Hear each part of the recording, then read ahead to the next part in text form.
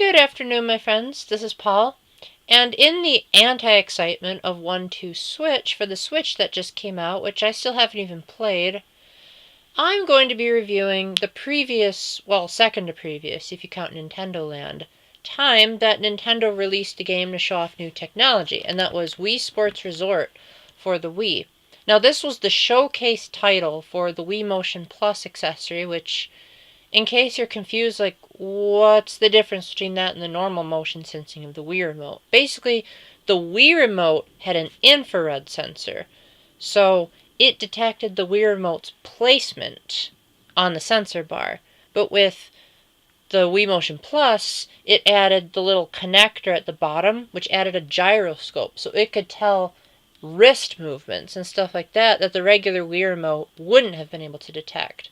And so Nintendo decided to make this humongous minigame collection based on the original Wii Sports, but amped it up in every way you can imagine, making this a vastly more enjoyable experience and making Wii Sports seem like a tech demo in comparison. I didn't really like the original game that much anyway after the first few times I played it.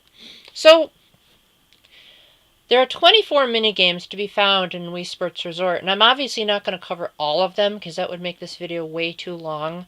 So I'm just going to go over a few of my favorites and a few of my least favorites and talk about overall if the package is still worth it even in the era of the Switch 2 console generations later. But first, let me point out that the concept of having everything take place in one central location is phenomenal. I don't know of any other minigame collection that tries to do something this grand, but basically Nintendo designed this humongous central hub called Wuhu Island, where it's a tropical paradise, and it's a blast to explore, especially in the airplane mode where you fly around and try to collect landmarks, and they even have an on-screen narrator that tells you what each landmark means. Sadly, you only have a time limit, but still, it's nice to be able to fly around and see where each event takes place. Like, you could be doing the sword fighting minigame and see the place where you play the frisbee minigame in the distance. Even bowling, which is the only indoor event of the whole pack, you can spot the bowling alley in some of the sports you're playing. So everything feels connected.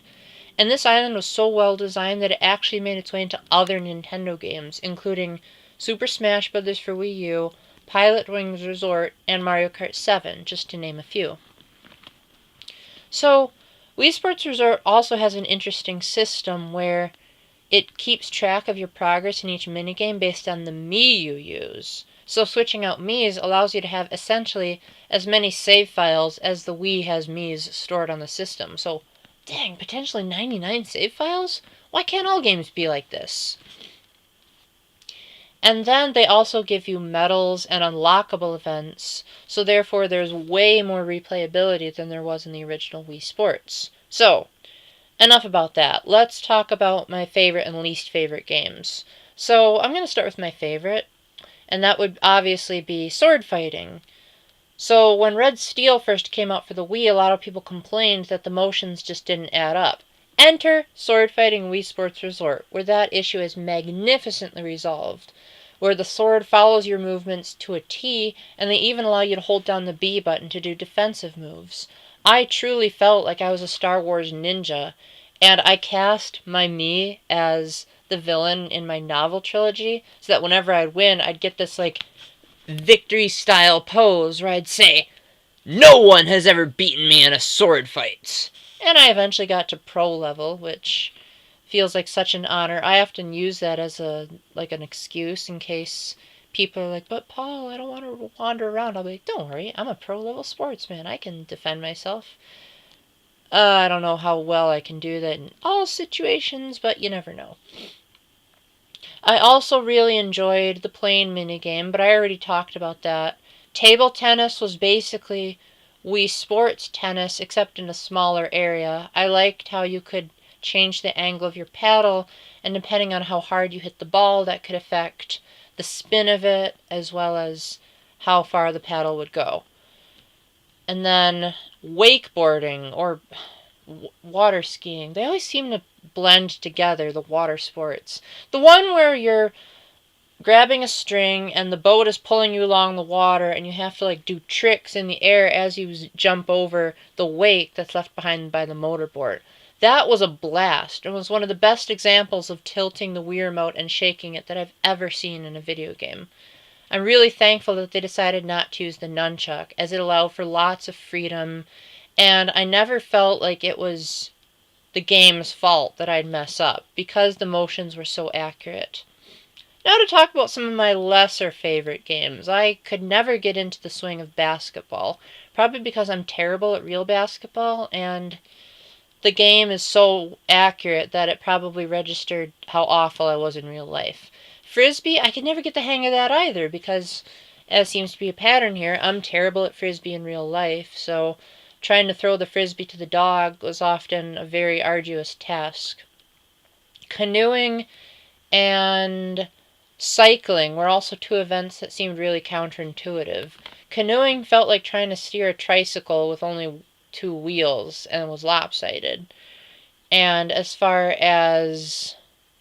Gosh, I'm slipping up in my own review. As far as cycling, they had you pedaling with your hands, which I don't know of a single bicycle that actually does that. So that's slightly counterintuitive, especially when you also have to tilt the Wii remote and nunchuck to turn your bike. So sometimes the movements wouldn't quite read up. But overall, as a package, Wii Sports Resort is amazing. It's definitely the best minigame collection by far that I have ever played, and a good example of what directions Nintendo should be taking in the future. Now, I admire Nintendo Land for actually having Nintendo franchises, but since I haven't played that game, I can't really judge how well they utilize the Wii U's technology.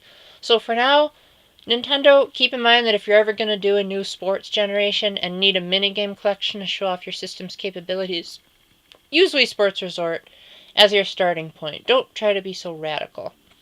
Anyway, thank you very much for watching, and until the next video, keep the faith, stay epic, and God bless. Bye.